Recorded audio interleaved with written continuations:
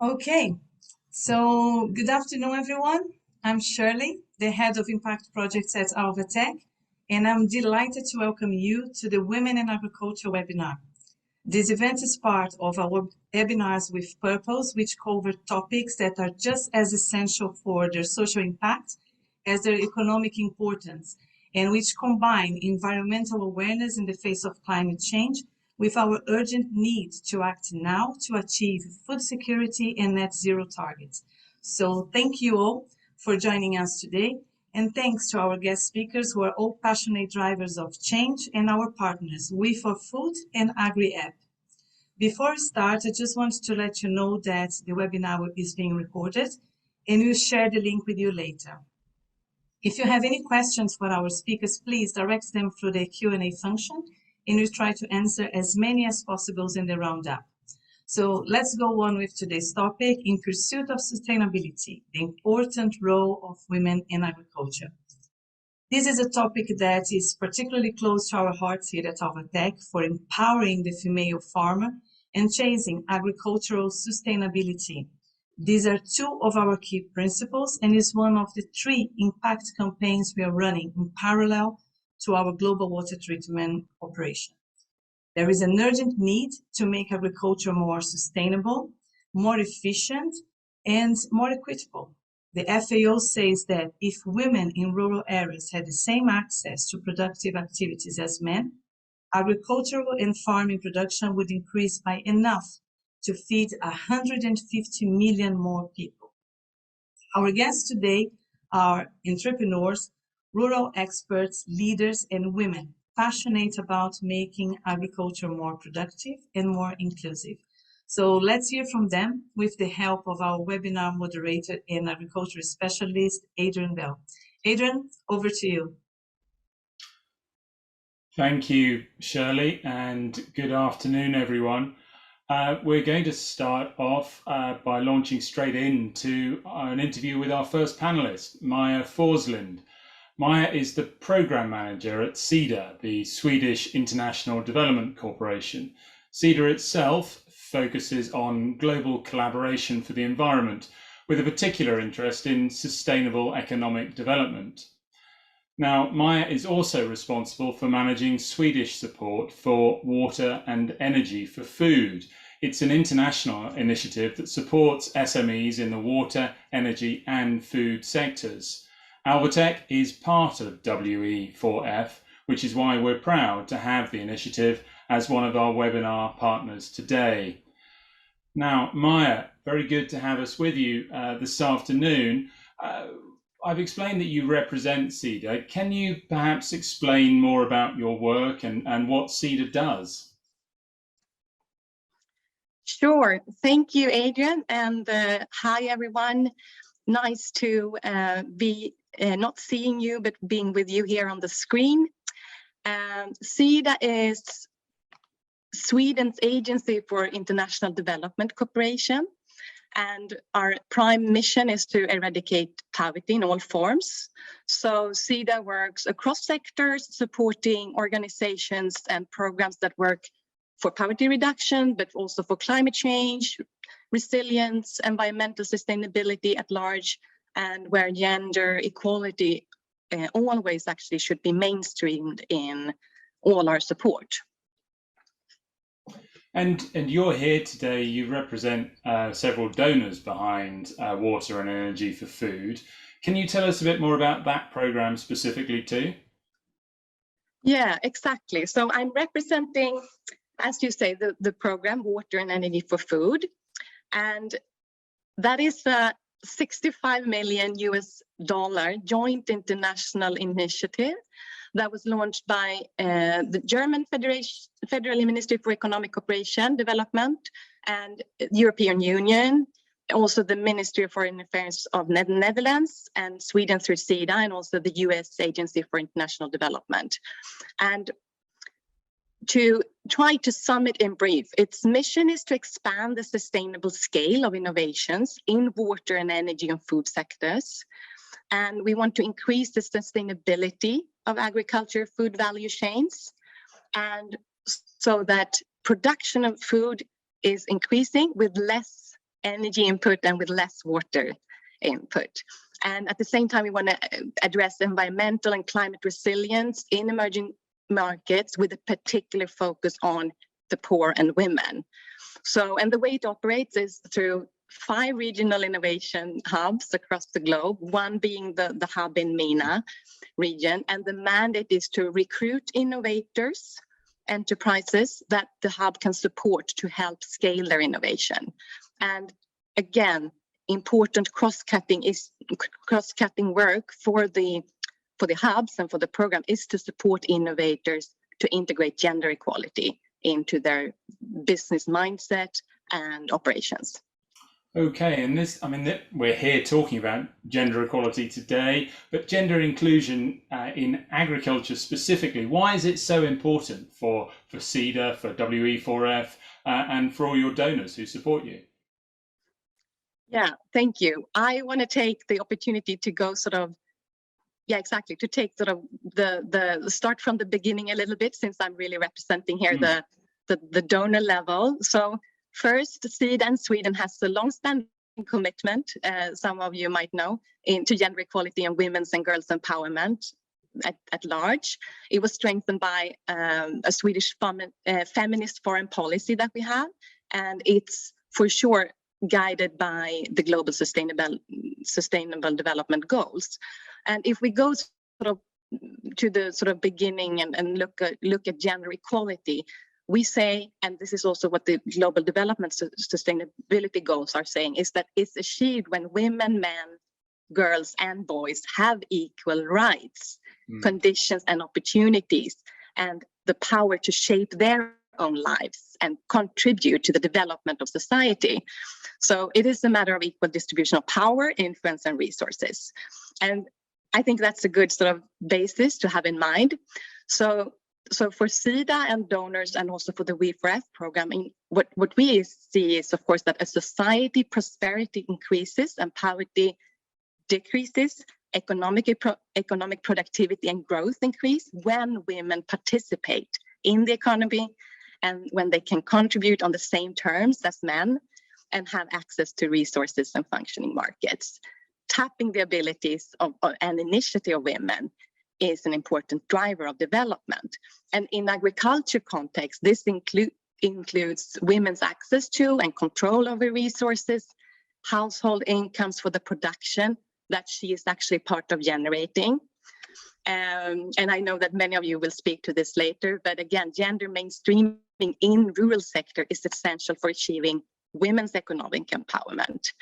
And also, as you spoke to a little bit earlier, women represent 70% of smallholder farmers that have little or no income, and they lack access to same resources as their male counterparts. And usually, if we take an example, a small-scale commercial farming agribusiness, the contracts are often signed with male household heads rather than jointly with men and women, despite the shared work of men and women in these enterprises. So I think essence is that long-standing gender inequalities at the household level, which lead women to carry out unpaid work as family helpers in the agriculture sector, need to be challenged. So it's very clear then, I mean, those points you've touched upon there, CEDA and WE4F between them have a clear mission, this clear intention to try to bring more women into agriculture and to support them when they get there. Have you got some examples perhaps that you can share with us where these projects have been successful?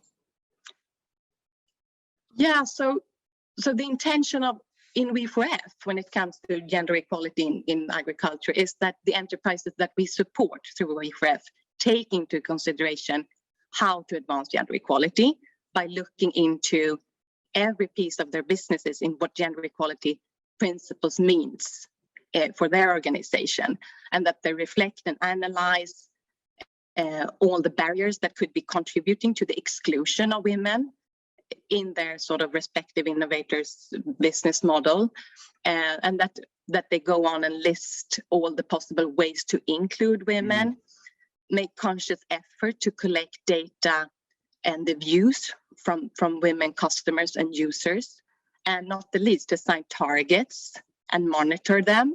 I think these are sort of very crucial points. Yeah. And to take some examples from the ongoing WIFRF program, we have one business in West Africa, which is the solar power irrigation system innovator, and they will increase the income of thousands of people, and they are training now 5,000 women on how to use the system. And through doing so, systematically, they ensure the sustainability of these women's agriculture production and the access to markets.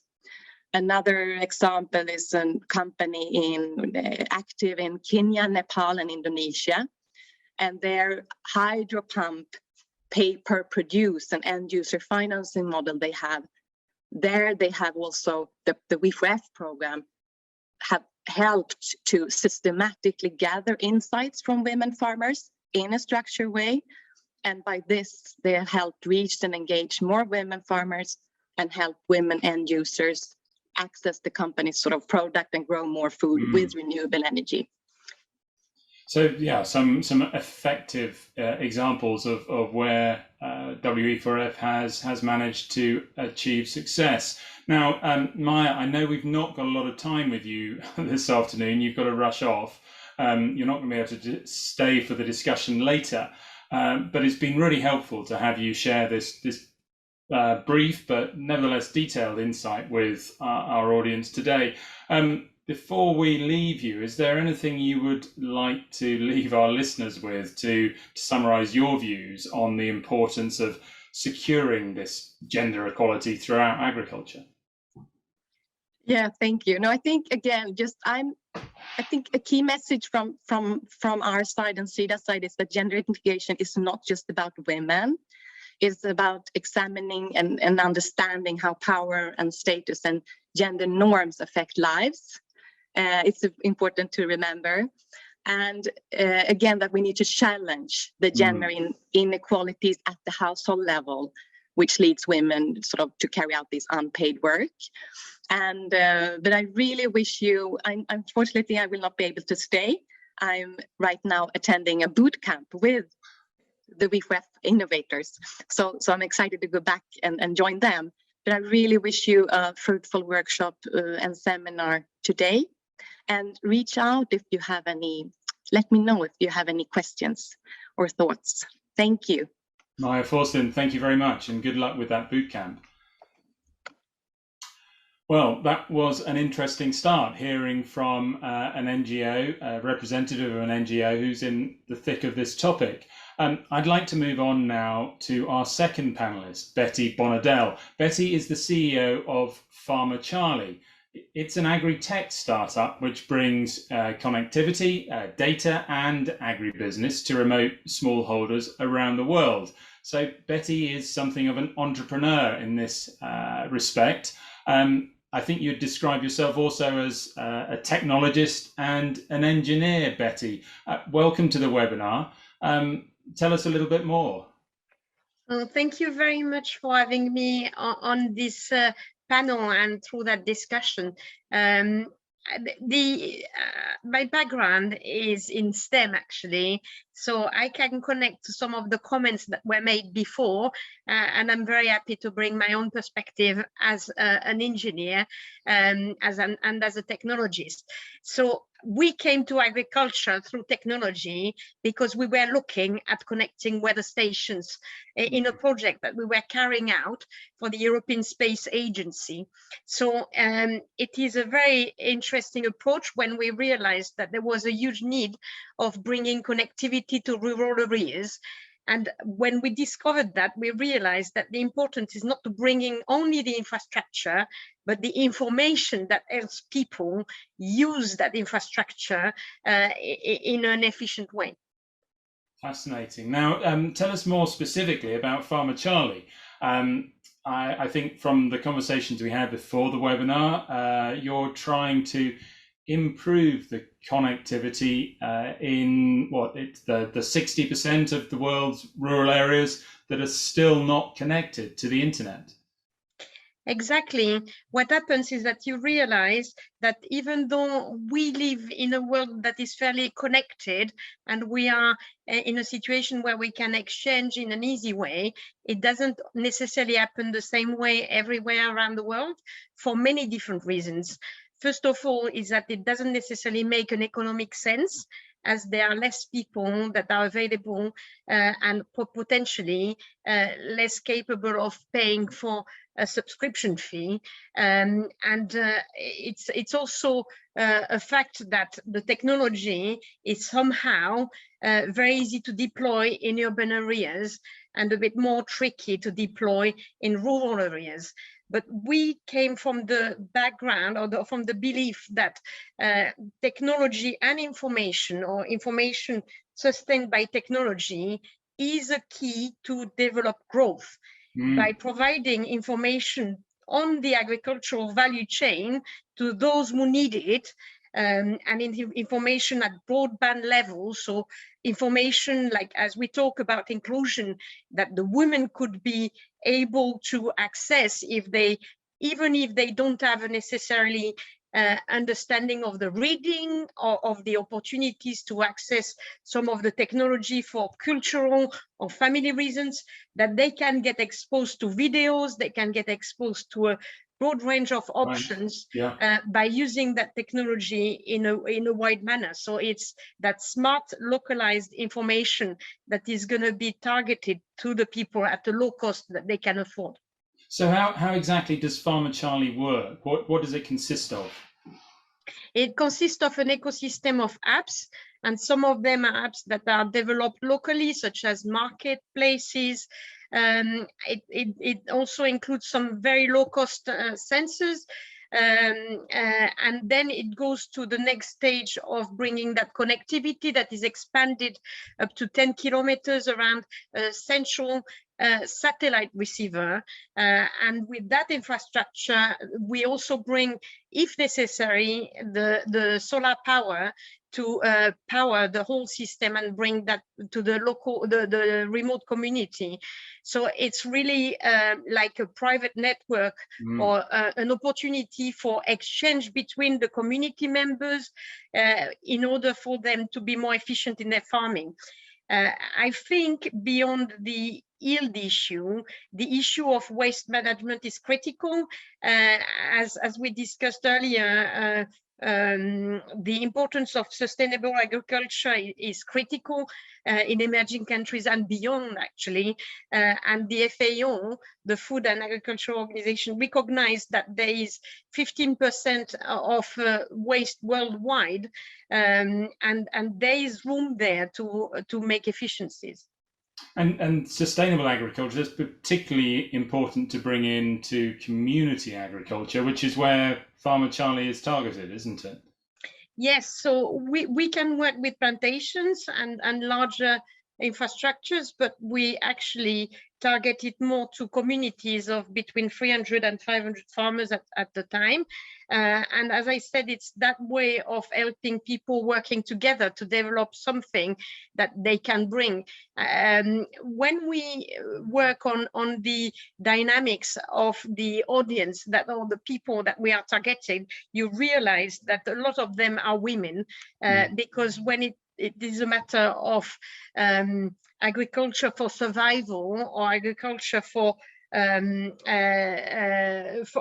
small production, this is typically given to women, and then when it becomes more profitable, it sort of moves to men.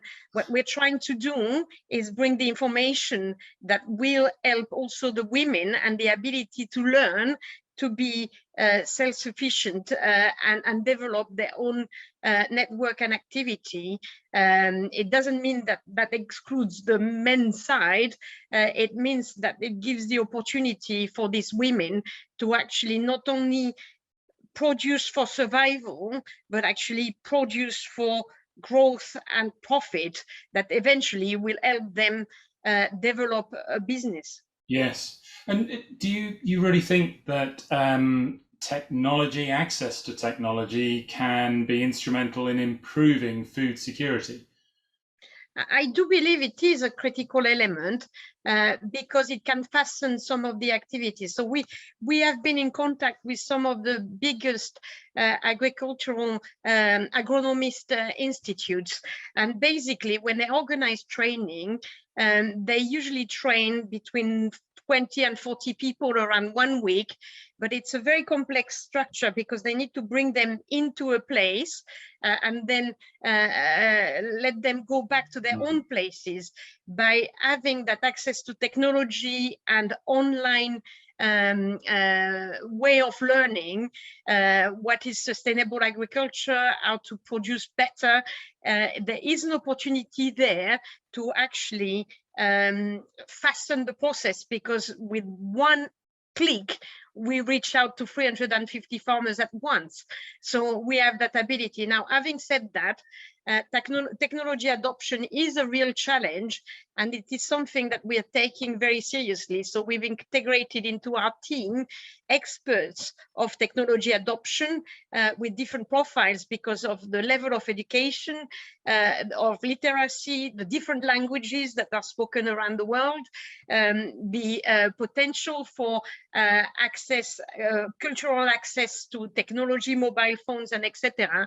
So we are making sure that at every step we're addressing the issues that could arise because of this exposure to technology.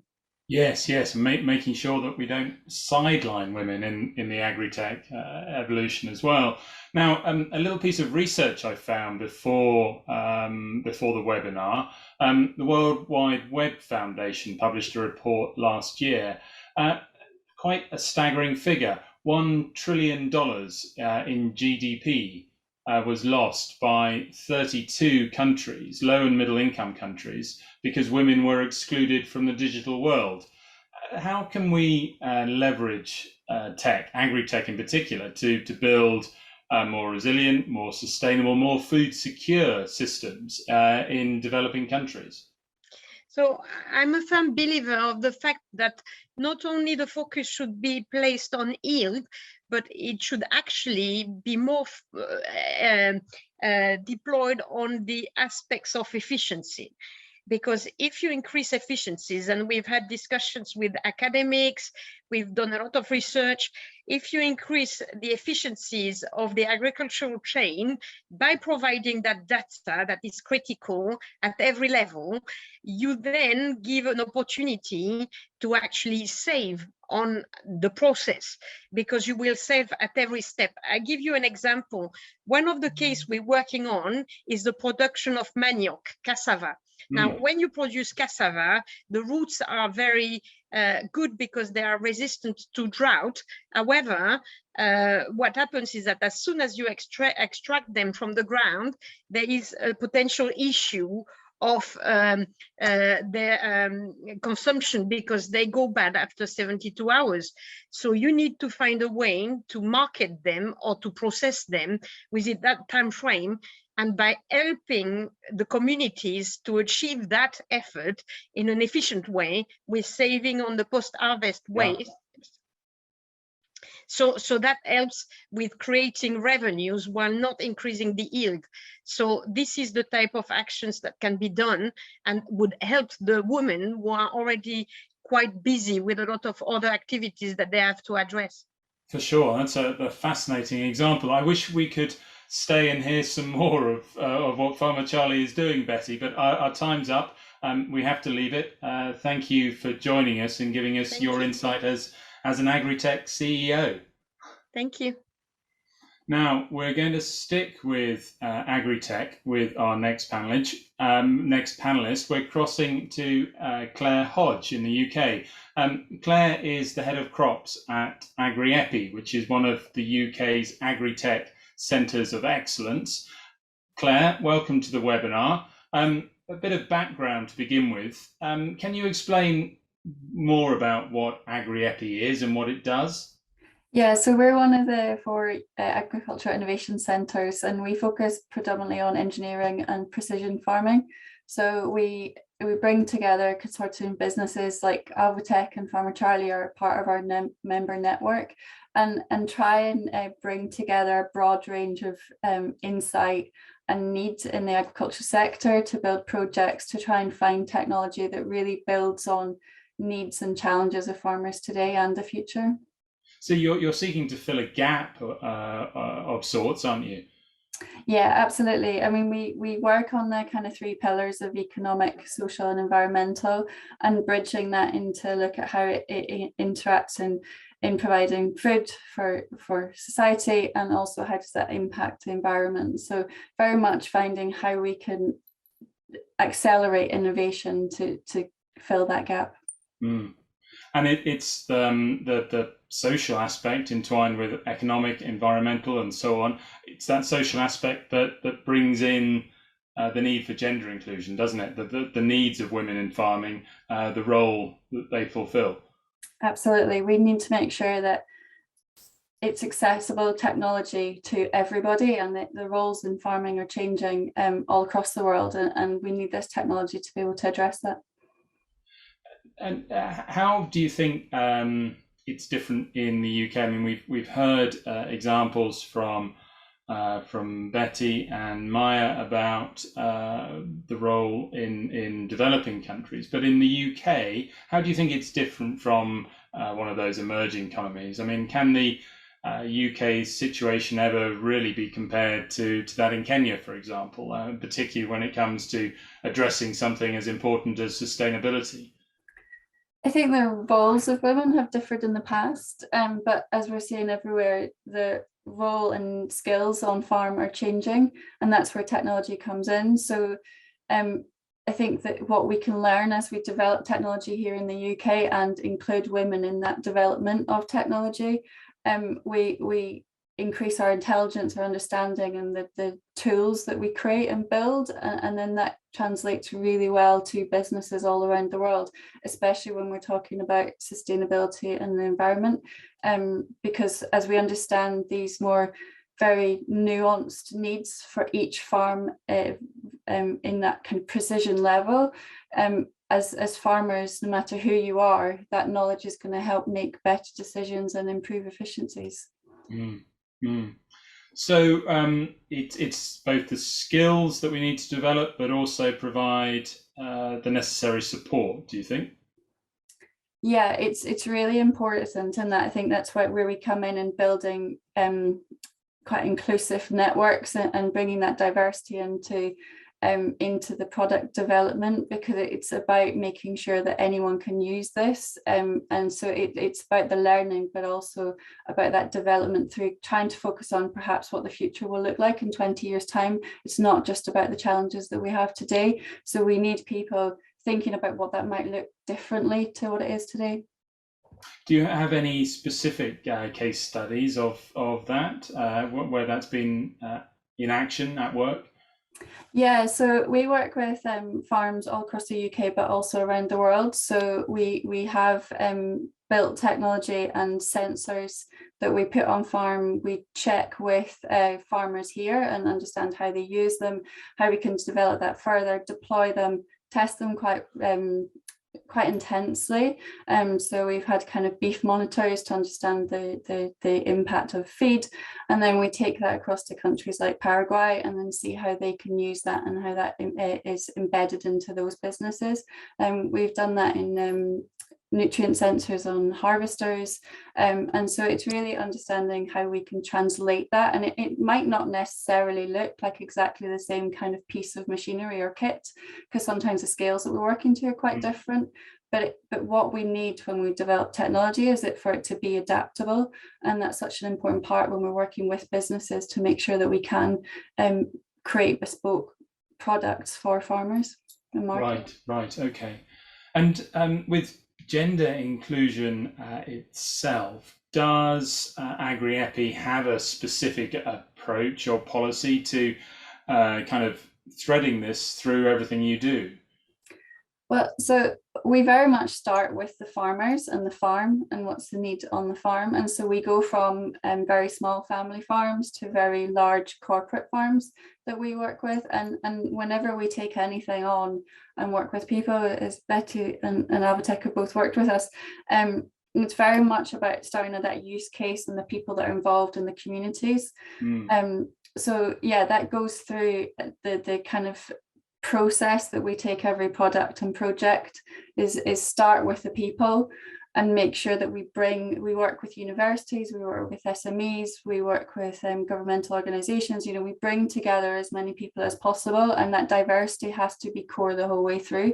And I think it's not just about gender, it's inclusion and bringing together lots of different people and ideas, and that's I think what makes our products more novel, and the businesses that we work with pretty novel in there. That's an interesting approach. Now, I'm going to try and wrap up so that we can move on through the webinar. But before we go, I'd like to hear if you've got any advice, essentially based on your experience, about how women can use their skills to secure a role for themselves in agriculture, wherever they are in the world. Yeah, I mean, I think it's definitely about getting involved, and it's not seeing barriers to things. As I say, things are changing so quickly. It's don't step away from something because it's difficult, and so we see that a lot on farm. Women feel like they can't speak up and say, oh, this is hard or this is a challenge for me. And I think it's very much about finding those positive solutions and working together to find them. And I work a lot with the Women in Agriculture in Scotland Association, and that's very much about bringing women together to say, we want to do this, and how do we find solutions? And I see that all around the world, that, you know, it's very positive mindset that we see with women and bringing women together. That's a very positive note to end on. Thank you, Claire. Thank you for being with us this afternoon. Claire Hodge from AgriEpi. Now, I see we're getting some Q&As in. Thank you for those. We're going to keep those all to the end, so we're not ignoring you. If you're asking a question, keep them coming, please, but we'll save them all for a discussion and queries from all our panelists at the end. Now we're going to move on to our fourth panelist, Biljana Radonička-Lindsay. Now, Biljana is an Associate Director at the European Bank for Reconstruction and Development. She has responsibility for access to skills, employment, as well as gender and economic inclusion. Biljana, welcome to the webinar, and thank you for joining us. Now, within your remit for skills and employment, agribusiness, sustainable agribusiness in particular, that's a crucial sector, isn't it? Yes, absolutely. Thank you for inviting me. It's a pleasure to be here. The EBRD is one of the most active multilateral institutions and one of the largest providers of finance to the agribusiness sector in our regions of operation.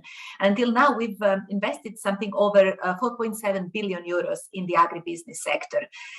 We have an agribusiness strategy which adopts a very holistic approach to the entire value chain in order to address many challenges that the sector faces, and which means that we aim to be both efficiently increase the food production and preserve natural resources, but also reduce the environmental and social impact of agribusiness. So sustainability and inclusion, including gender equality, are of crucial importance for us at EBRD.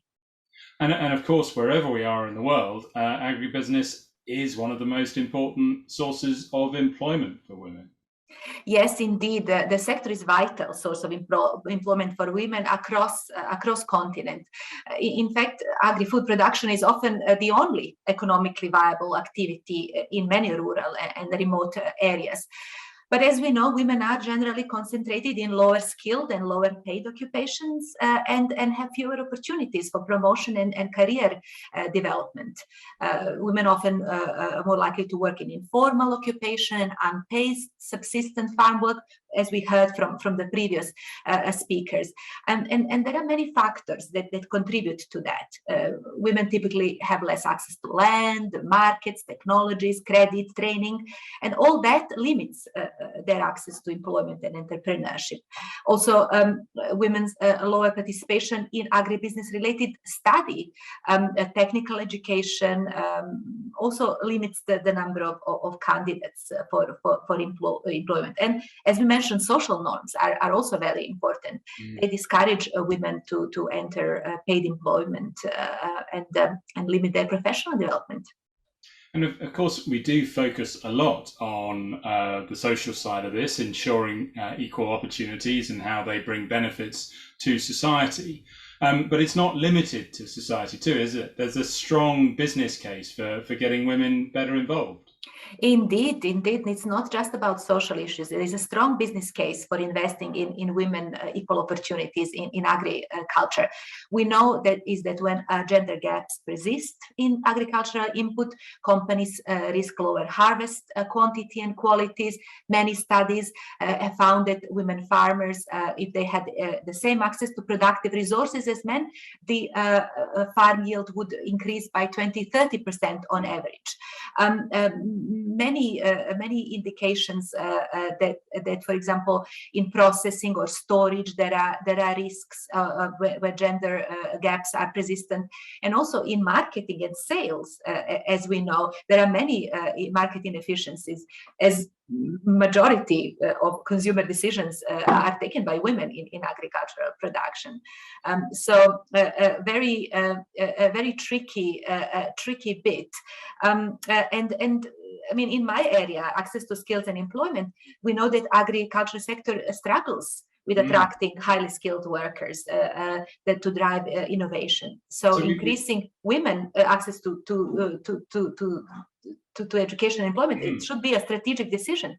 Yes. So we've talked a lot about the theory. We've pointed at some research. What about the practice? I mean, what is EBRD doing to achieve better outcomes?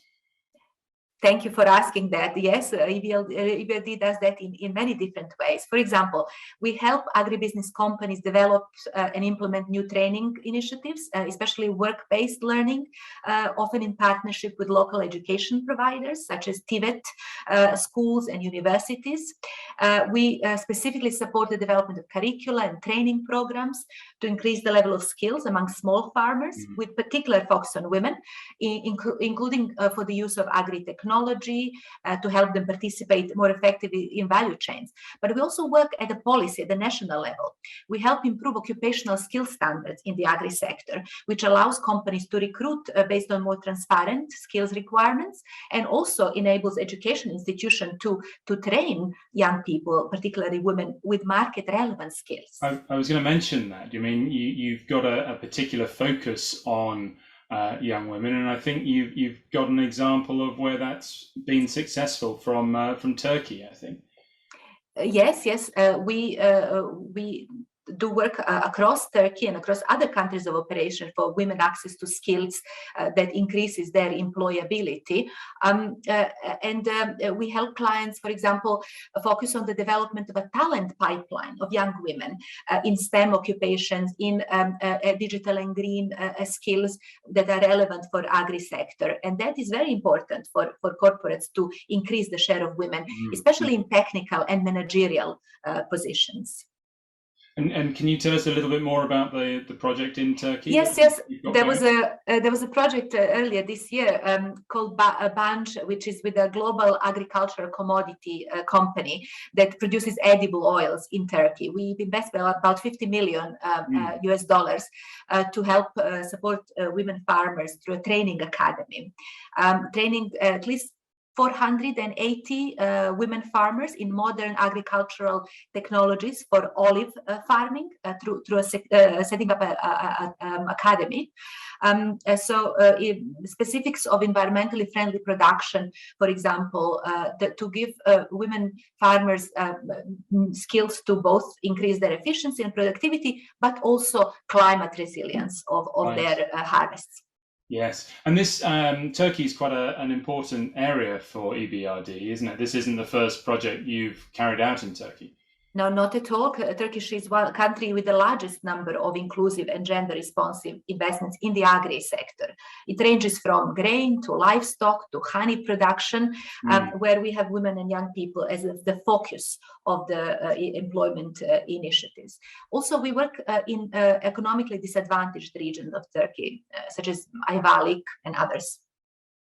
Now, it's been a bit of a whistle-stop tour, I know, of EBRD projects, but one last question, Biljana, before we run out of time. What advice can you give to companies who want to pursue an agribusiness gender inclusion policy? Well, let me put it this way. Ignoring skills development and gender equality and more broadly equal opportunities is simply not good for business. Let me give you an example.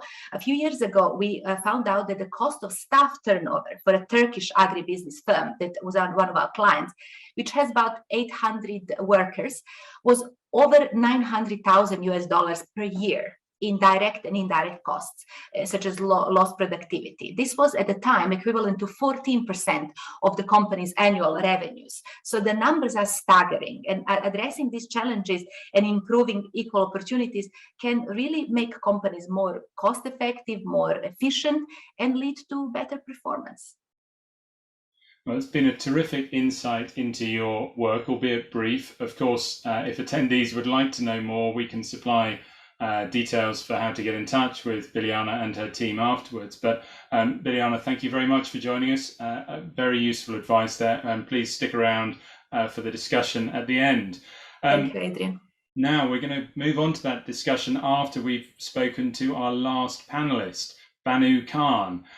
Banu is a gender and women's economic empowerment expert, and she's got more than 25 years of experience in this sector. She's worked over that time for several major NGOs, as well as UN Women, where she served for over a decade. Now, at UN Women, Banu also led the Women's Economic Empowerment Docket, and she had a strong focus on empowering women smallholder farmers through both CSA, community-supported agriculture, and market access. Now, Banu's moved on again. She's with Plan International, and here she provides technical support to 15, I think, countries in Africa to integrate gender into their programs and operations. So a warm welcome to Banu this afternoon. Banu, I know the whole topic of gender equality is clearly one that's very close to your heart, not least in agriculture. Of course, it's a pleasure to have you with us today, but please, can you start off by explaining why you're so passionate about this topic? Thank you so much, Adrian. And once again, thank you to all the organizers for inviting me to this very timely and important discussion. I'm delighted to be here. Let me just say a big jumbo to everyone from Kenya, beautiful Nairobi. And Adrian, you asked about my passion. Before I go to my passion, I'd really like to touch about the agriculture sector in itself and really bring the African perspective into this discussion. So as many of us know, in several countries in the African continent, agriculture is I would say, the backbone of the economy and really the heartbeat of many countries, including my own country, Kenya, where agriculture contributes about 33% to the GDP. But when we look at the numbers, in terms of the total population and how what is the level of engagement, we see that about 40% on average is the total population engagement in the agricultural sector. And of that, 70% is from the rural parts of the countries. But we are talking about women. So the statistic that really touches my heart is about women. And in my country, in Kenya, women form about 50% of the agricultural labor force. And basically, when you look at that number, it's a big number. It's half the sky. And yet, despite the fact that women make half the sky of the agricultural labor force, they still remain invisible. They remain uncounted in many instances. They remain undervalued. And as such, I want to bring in this analogy that the former president, US president, used at one time in his speeches. He said that when we don't leverage on half the talent of a football team, then we are setting ourselves up for a failure. So you have a football team and you keep half the players, these are the women, in the backbench as observers or just non-players, and we expect, how we say the old saying, we want different results, but we keep on doing the same thing and we want different results. That is foolhardy. So we're not going to really achieve the sustainable development goals, neither are we going to make agriculture transformative the way we want it to be today, if we do not bring in the women into this equation. So my passion, actually, Adrian, I want to say very quickly, is from my personal experience working directly with smallholder farmers in Kenya specifically, where I was leading a very exciting project with a fantastic gentleman called Kader, Yariv Kader. At that time he was with Amiran, but now he has his own company and the Ministry of Agriculture. And we worked with about 800, 900 women smallholder farmers. And basically what I learned from that experience is that when you give a little push to the woman farmer, whether it is in terms of technology or inputs or financial assistance or you name it, even training, the returns on that investment are massive. When you see that woman earning income and having income in her hands and having control over that income, and then she can use or reinvest that income in her children's education, just little things that we take for granted. No. Like just let me just Banu, that you talk there about the income and making sure that the African woman has that income. What are some of the challenges that stop her from getting that income if she wants to be a farmer? Adrian, I think the other speakers have talked very broadly about the challenges that men and women farmers experience in Africa. But let me talk about let me reiterate some of the key challenges. There are 5. For me, they are the big 5. And I'm talking from the woman's perspective, the woman farmer's perspective. The first one is, of course, secure land, what you call land tenure. And we don't have that. In Africa, very few women own land.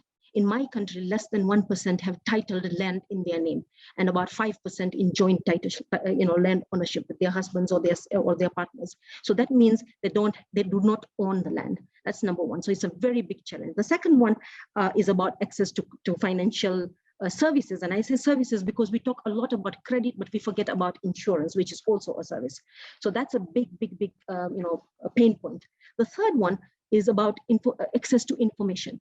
Men have these opportunities to go out to after work or wherever they are, to bars and talk, and they kind of have this system where it's the boys' club, and then they can share information. The women often don't have these opportunities to really learn about what are the opportunities out there, how can they access them. Another biggest challenge that I have come across myself is about the issue of unpaid care work. And here I'm talking about really women have just 24 hours in their hands, but the amount of work they do in that 24 hours is incredible. But childcare services is a big issue for us, because if you have to look after elderly and children in the homes, then you have very little time to devote to productive activities. So that's the fifth one. And the market, the issue of market access, and I've worked extensively on this, is how do you link up women, smallholder farmers, to the market where you cut out the middlemen, because middlemen are a blockage. And they don't allow the money and the full income to come into the hands of the women farmers. So these are broad level challenges, and of course nothing peculiar from country to country. It is similar, but it's good to recognize them. But it's good to have those 5 clearly laid out. From what you say, we clearly need to change the narrative around this and get people thinking about what we can do. What are some of the practical solutions that we can use to resolve the situation, turn around some of those 5 challenges? Yeah, Adrian, I want to go back to the challenges. And, when you're talking about practical solutions, then they have to be linked to the challenges. What are the challenges, and then how do we address them? So, but before we talk about practical solutions, let's also bear in mind that it is foolhardy for us to drink water and preach wine. Yeah? We have to really be very careful about how we propose these practical solutions. So to begin with, I think we have to bear the context-specific issues. So this is Africa. We are talking about Africa, which is in conflict, Africa where we have COVID, Africa where we have a lot of, climate change, problems at the moment. So bearing the context in mind, and then based on that, looking at things to do with, what are some of the really quick wins, if I may say so. So when it comes to land, that is an emotive issue. It's not a quick win. We have to really go the legislation way. And I'm not a lawyer, but I'm speaking from, practical experience, that we have to look at how can we make it more easier for women to own land and have records of ownership, because this is then linked to them owning something which can be used as collateral for access to finance. And this is a sticky point. When women want loans, either to for capital or for expanding their work on the small farms that they have, the banks turn them away because they do not have physical collateral. And so what can they do when they don't have this kind of collateral to show to the financial institutions? So that's on the land. On the issues to do with access to credit, one, of course, way which we have tested in many African countries is, rather than go the individual way to give loans to individual women because they don't have this individual level collateral, then we go the group way. You use the group way of a group loan, giving group-based loans, the Grameen Bank model. So that's on access to finance, but also really looking at the kind of products that women really want, which meet their unique needs, not general, but their unique needs. And we can talk about that in another webinar because it's a huge topic. I was going to say, I mean, we're going to be tight on time anyway, Banu, for today's webinar. Could we look more briefly at the next three solutions? The next three solutions on unpaid care. I think this is where I talked about women being very time poor. And so how do we make their time more available for them to engage in productive activities? Other countries like Chile and other European countries have looked at the issue of subsidizing childcare in very great detail, and this is something that we could do in Africa as well. It hasn't quite taken off, but it's definitely a solution, and it is a practical solution.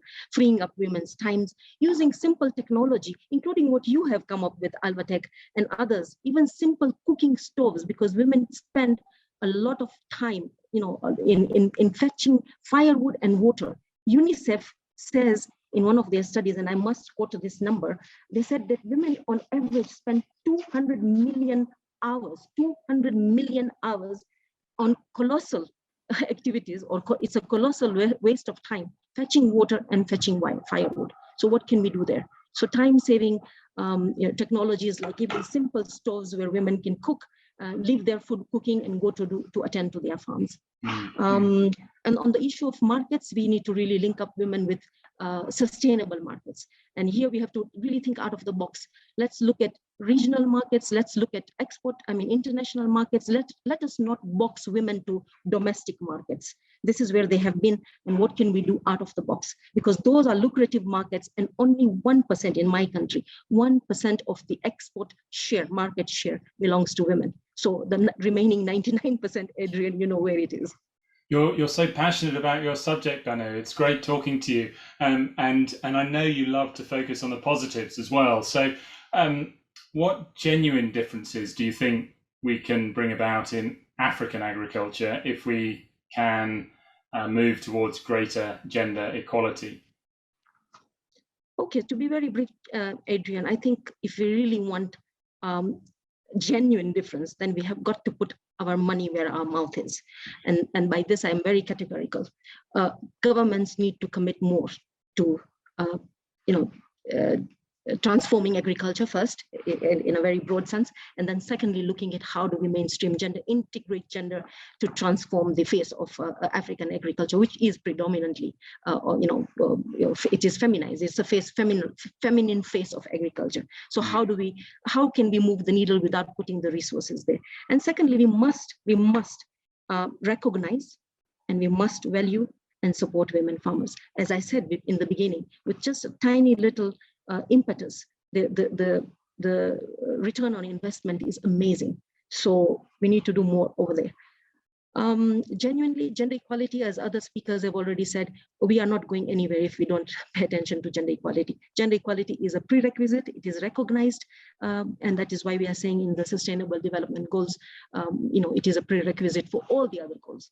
So yeah, that's my 2 cents on the issue of genuinely engaging. Well, thank you. And Yeah. if you had that proverbial magic wand, Banu, how would you make this all happen? How do we get everyone onto the same page? You know, if I was if I had the magic wand and I could say abracadabra, for me it would be, well, I think the two things that come to mind is really technology and time. How to address the time poverty issue for women, and how to make sure that women, you know, are benefiting from technological advances, and also bringing them up to speed. Really using every effort we have, every inch of money we have, to bring them into the equation, and this includes digitalization of the economy. When it comes to smallholder farmers, Adrian, I would say that in Africa we still have a very big gender digital gap, even in some very simple things like ownership of phones and access to internet. So if you are talking about, you know, technological transfer, these are the fundamental basics before we can reach the level of Israel or any other country that has really, you know, been a mover and shaker in this space. Well, that's a great point to leave on, Banu. I wish we had some more time to discuss that, but there we must leave it. Thank you to all our panelists for your contributions this afternoon. We've had quite a range of views, but nicely overlapping in many ways as well. I'd like to finish off by going to our questions from today's attendees. We've got a few here, and I know they've been patiently asked, and now it's time, hopefully, to get some answers from our panelists. I'd like to start off with one from Paul Bailey. He said how great it is to hear how so much is being done to help women in farming. But his question is, how difficult in practice is it to break through the cultural aspect of giving women access to technology and help? And I think, Betty, this is one for you. Thank you very much. It is difficult. I think Banu can also back me up because she has a lot of experience too. And Biliana and Claire also will have their own experiences on that. It is difficult because it has a few barriers. Some of them are actually in relation to education. So that the access to education and literacy is not always at the same level between the men and the women. So there are some cultural aspects, because somehow some of the women may be prevented to access mobile phones because it can bring other things that people have by accessing a large range of information, if you want. So sometimes access to mobile phones is restricted by men, may they be brothers, fathers, or husbands. So there are all these cultural aspects that are there. The financial aspect is also a big barrier, as was mentioned on several occasions. So ensuring that access is available. There are some interesting models about circular guarantees and other ways of working. So a lot of effort, as I said, is made, but still a lot needs to be done in that way. Thank you, Betty. That's a great answer. I think I've got one for Claire here from Sarah Aldagami, who's in Egypt. Now, she wanted to know, Claire, what are the impacts of improved agricultural extension approaches on technology adoption? Yeah, that's definitely critical, and that extension piece is got to be absolutely considered at the conception of an idea or a product, and that extension needs to go all the way through the whole network of people using it in the supply chain. And definitely I think we've learned a lot about doing that better, but again, if women don't have access to that knowledge and access to become part of the network, it's just an absolute barrier. But the extension work is critical, and I think needs to be thought about at that ideas phase before you even get to how does the product get out there, because ultimately if we can't reach the target audience, it'll never get to where it needs to be. Thank you, Claire. Now, I think this one is probably one for Biljana. The question asker wanted to ask the panelist, and I think judging by the time they put the question, it was while you were speaking, Biljana. So let me ask you, if you could do one thing to empower women and sustainability, what would that be? One of those million-dollar questions. There is no one thing, but given where I come from, access to skills and employment, in my view, the answer is in the education and training system. We simply need to ensure that we have larger number of young women going into technical occupations, STEM occupations, digital, green skills that will allow them to be able to compete for the jobs in future digital and green economies. Without that, we can talk about it, but if there is no pipeline, if there is no women coming through the funnel, it would just not happen. But I do agree also with other speakers on the importance of care economy and unpaid care, which when we put aside all the social norms and all the things that we at the bottom line is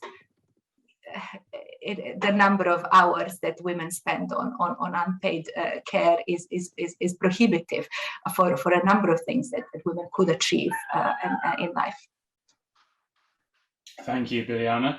And now, do we have any other further questions? We've had a couple which have overlapped, so they've been answered within the questions that we've already put around. If there are no further questions, I'm going to hand back to you, Shelley. Okay, thanks, Adrian. I would like to once again thanks everyone for watching us, our panelists and everyone working in the background that helped make this event a success. If anyone would like to hear how to partner or collaborate in any of our projects, please get in touch. If there is any question that was unanswered and you would like to hear a little bit more from our panelists, please reach out to us.